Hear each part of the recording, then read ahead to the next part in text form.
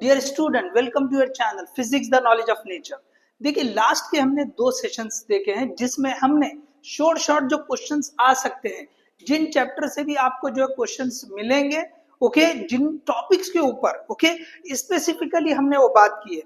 अब देखिए, इसी तरह से जैसे हमने जो है ना कुछ पोर्शन लिया था, जैसे मॉडर्न फिजिक्स ले लिया, इलेक्ट्रोस्टैटिक ले लिया, इसी तरह से देखो फर्स्ट चैप्टर जो होता है यूनिट और डायमेंशन जो है ये बहुत ज्यादा इंपॉर्टेंट है। अब इसके अलावा अब जैसे आपके पास मुश्किल से क्या है 4 डेज बचे हैं। अगर जिन लोगों ने पढ़ाई तो की है लेकिन उनको ऐसा लग रहा है कि अब लास्ट आवर में हम जो है ना कुछ भी नहीं कर पा रहे, तो उनके लिए जो रिमेनिंग चैप्टर्स है, ओके, यहाँ पे मैंने 11 के चैप्टर से कुछ टॉपिक लेकर आए जिनके ऊपर most of the time question पूछा है। ओके, अब देखिए इसमें वो चैप्टर हमने कंसीडर नहीं किए जिनमें कई सारे टॉपिक्स के ऊपर क्वेश्चन पूछा है। ओके, जैसे जो है ग्रेविटेशन, अलग अलग टॉपिक पे क्वेश्चन आए हैं।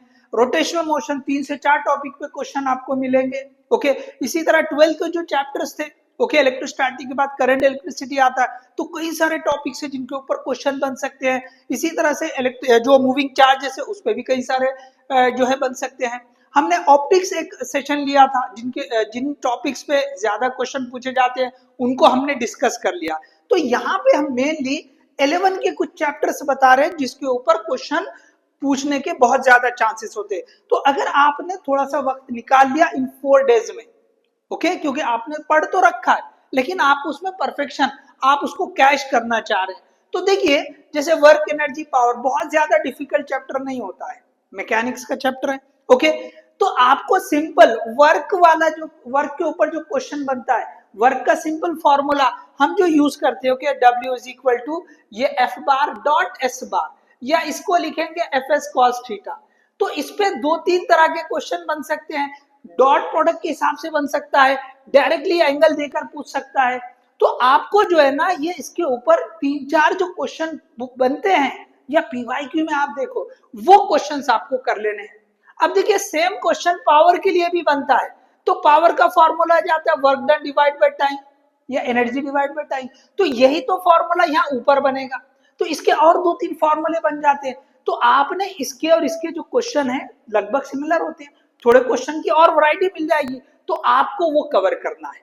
ओके, अगर वक्त मिलता है तो इसमें ये जो कोलिजन वाला टॉपिक है ना बहुत ज्यादा इंपॉर्टेंट है। अगर थोड़ा सा वक्त आप अगर दे के इसको कर लेंगे तो बहुत ज्यादा चांसेस है कि आपको इसके ऊपर क्वेश्चन मिलेगा। अब देखिए इसके बाद जो नेक्स्ट आता है, okay, mechanical properties of solid. तो इसमें हुक्स लॉ और जो मॉड्यूलस ऑफ इलास्टिसिटी है, 3 आपको फॉर्मूले मिलेंगे। तो उसमें सबसे ज्यादा जो है यूजफुल आपको यंग्स मॉड्यूलस रहेगा।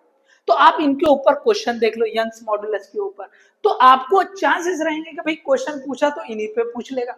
ओके, इसी तरह से मैकेनिकल प्रॉपर्टीज ऑफ फ्लूइड, तो ये काफी बड़ा चैप्टर है। इसमें से आप क्या कर ले, जो लॉज है, okay, principle, Archimedes principle, Bernoulli's theorem, okay, तो इस तरह से समझो यहाँ पे वो थोड़ा सा पढ़ ले आप, जस्ट स्टेटमेंट।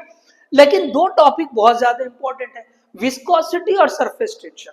आपके पास जो मटेरियल उसमें से आप कुछ क्वेश्चन या PYQ देख लो और वो कर लो, तो आपको ये जो बड़ा चैप्टर है ना, तो इसी में से क्वेश्चन मिलने के चांसेस सबसे ज्यादा है। तो एक 8-8 क्वेश्चन, 10 क्वेश्चन हो के आप ये टॉपिक के कर लो, या 5-7 क्वेश्चन इसके 5-7 क्वेश्चन कर लो, तो आपको डेफिनेटली जो है ना ये थोड़े से पक्के भी हो जाएंगे और आपको आइडिया आ जाएगा कि क्वेश्चन किस तरह पूछा जा रहा है। इसी तरह थर्मल प्रॉपर्टीज ऑफ मैटर, देखिए इसमें जो है ना थर्मल एक्सपांशन एकदम स्टार्ट का टॉपिक है। थर्मोमेट्री भी है, थर्मोमेट्री पे क्वेश्चन बहुत कम पूछा गया है, तो इसके ऊपर चांसेस ज्यादा है। और साथ में हीट ट्रांसफर, हीट ट्रांसफर में भी सबसे ज्यादा जो पॉसिबिलिटी है वो हीट रेडिएशन की है। हीट कंडक्शन के ऊपर भी इंफेसिस किया जाता है, तो हीट ट्रांसफर टॉपिक आप याद रख लो, ठीक है ना, तो इसके ऊपर क्वेश्चन कर लो। थर्मोडायनेमिक्स में क्या करोगे, फर्स्ट लॉ से रिलेटेड क्वेश्चन देख लो और जो प्रोसेसेस डिस्कस किए हैं, ओके, 4 प्रोसेस तो है ही है, साथ में जो है ना साइक्लिक प्रोसेस या उसके और भी जो दूसरे रहेंगे उसके ऊपर भी क्वेश्चन देख लो। PV डायग्राम के ऊपर जो है वर्क डन पूछ लेता है, तो आप जो है ना ये 2 टॉपिक के ऊपर के क्वेश्चन की थोड़ी सी प्रैक्टिस कर लो। ओके, इसके बाद SHM, ये भी थोड़ा सा वैरायटी वाला जो है, बहुत सारे टॉपिक है। तो टाइम पीरियड और एम्पलीट्यूड को मिलाकर जो क्वेश्चन पूछे जाते हैं, मैक्सिमम वेलोसिटी और एक्सेलरेशन के ऊपर से कुछ क्वेश्चन बन सकते हैं, और एनर्जी जो है, ओके, काइनेटिक एनर्जी, पोटेंशियल, तो इसके ऊपर दो दो तीन तीन आप कुछ क्वेश्चन देख लो, ओके, आपके टाइम के हिसाब से।